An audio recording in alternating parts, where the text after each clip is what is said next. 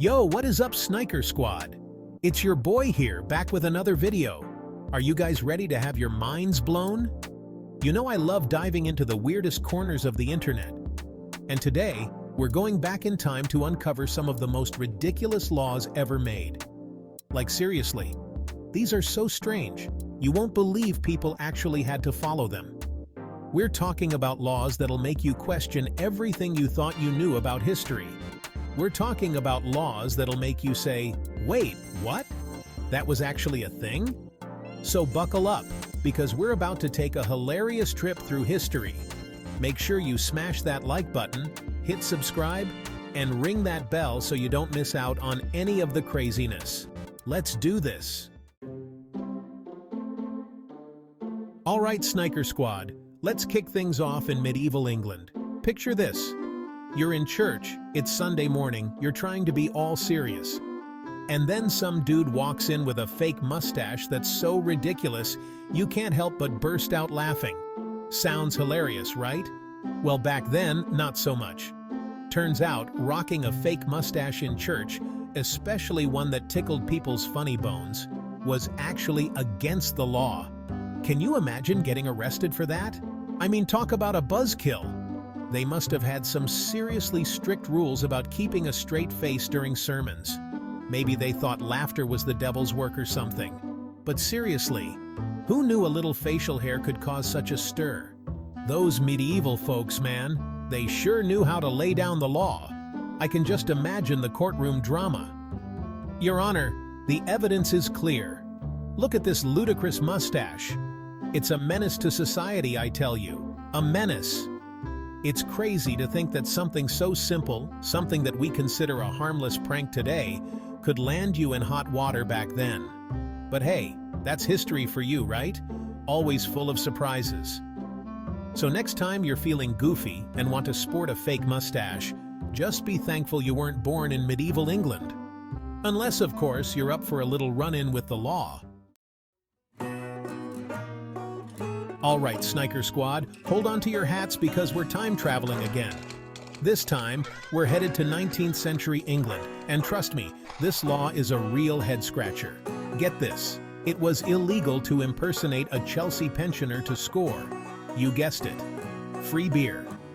Now, for those of you who don't know, Chelsea pensioners are retired soldiers who've served in the British Army. They're known for their distinctive scarlet coats. Pretty sharp, right? And apparently back in the day, they were also known for getting free beer. I mean, can you blame someone for trying to get in on that action? But seriously, imagine going to all the trouble of impersonating a war veteran just for a pint or two. They must have really loved their beer back then. I guess when you've got a good thing going, everyone wants a piece of the pie, right? But impersonating a soldier just for a free drink? That's some next-level dedication. I can just picture someone trying to pull this off, hobbling around with a fake limp, pretending they fought in some epic battle. And the best part? They probably couldn't even grow a proper beard to complete the disguise. It makes you wonder how often this actually happened for them to make a law about it. Were there gangs of fake pensioners roaming the streets, trying to scam free drinks? The world may never know, but hey, it makes for a pretty funny story, right? So next time you're thinking about complaining about the price of beer, just remember those brave souls who risked it all for a free pint. Alright, Sniker Squad, get ready for a wild ride because we're about to dive into the wacky world of ancient Greece. Now you might think of togas, philosophy, and democracy when you think of ancient Greece. But get this, they also had some seriously strange laws about vegetables. You heard me right? Veggies. Apparently in ancient Greece, you could get in trouble for bad-mouthing your broccoli. No, seriously. Slandering vegetables was considered a crime. I'm not sure what they were so worried about. Were they afraid of a vegetable uprising? Did they think carrots had feelings? It's all very mysterious, but it definitely makes you look at your salad a little differently, doesn't it? Imagine getting dragged into court because you said a cucumber tasted like a wet sock. Or worse, imagine being a lawyer who had to defend someone accused of defaming a potato. It's enough to make you want to stick to fruit, but who knows what kind of crazy fruit laws they had back then.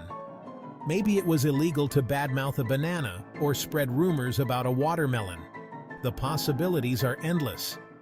So the next time you're tempted to complain about your vegetables, just remember the ancient Greeks.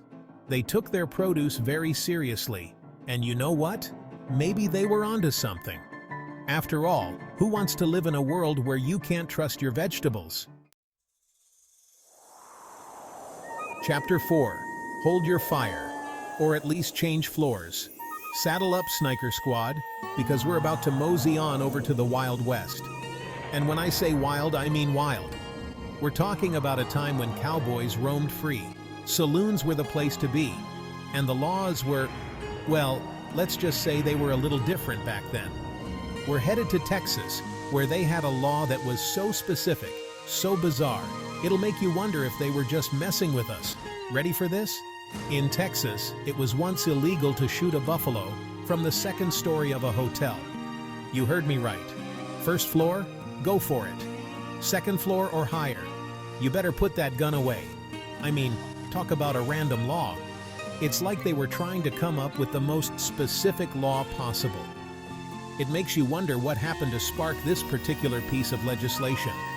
Was there a rogue sharpshooter taking pot shots at buffalo from hotel balconies? Did a stray bullet from a second-story buffalo hunt cause a stampede in the lobby? The world may never know, but one thing's for sure. This law is a hilarious reminder that the Wild West was a truly wild place. It's like something straight out of a cartoon. I can just imagine Bugs Bunny dressed up as a cowboy, casually shooting at a buffalo from a hotel window, only to get a stern talking to from Yosemite Sam dressed as a sheriff. So next time you're feeling lucky and you happen to be in Texas with a buffalo in your sights, just remember, check what floor you're on before you start shooting.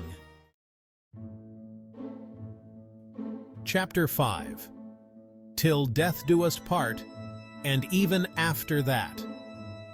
All right, Sniker Squad, get ready for a spooky one, because we're about to dive into the world of necrophilia. Just kidding. But we are going to talk about a law that's a little bit morbid, a little bit romantic, and a whole lot of strange. We're headed to France, the land of love, baguettes, and marrying dead people. You heard that right. In France, it's actually legal to marry a deceased person under certain conditions. Now, before you go running off to find your soulmate in a cemetery, there are some rules. For starters, you need to prove that you were already planning on getting married before your beloved kicked the bucket. And I'm not talking about a casual, hey, we should totally get hitched someday kind of conversation. We're talking about having a real wedding date set, invitations sent out, the whole 9 yards. Oh, and you also need to get permission from the French president. No biggie, right? It's like something straight out of a gothic romance novel. But hey, who are we to judge? Love is love, even if it reaches beyond the grave. But seriously, can you imagine having to explain this one to your friends and family? So yeah, I'm getting married next month. To my fiancé, who, unfortunately, is no longer with us. But it's cool, the French president gave us his blessing. It's definitely not your typical love story. But hey, at least it's a story to tell.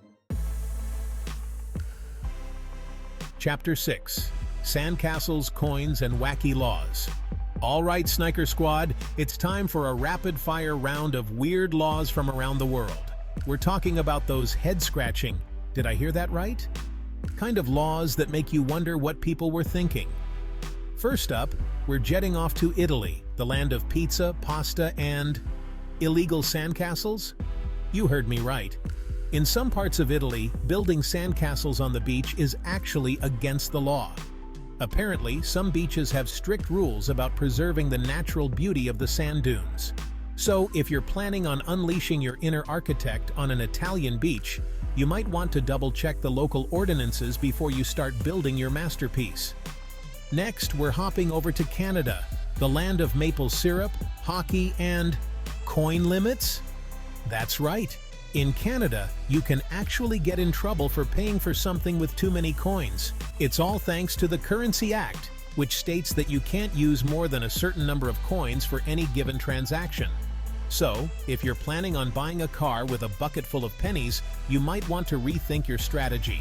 And there you have it, a whirlwind tour of some of the weirdest laws from around the world. It just goes to show that no matter where you go, there's always something strange and wonderful to discover. And there you have it, Sniker Squad. We just explored some of the weirdest, wackiest, and most unbelievable laws in history. I'm telling you, they had some seriously strange rules back in the day. Which one blew your mind the most? Let me know in the comments below. I'm dying to hear what you guys thought. Don't forget to give this video a big thumbs up, hit that subscribe button, and turn on notifications so you never miss a beat. And keep it weird, Sniker Squad. I'll catch you in the next one.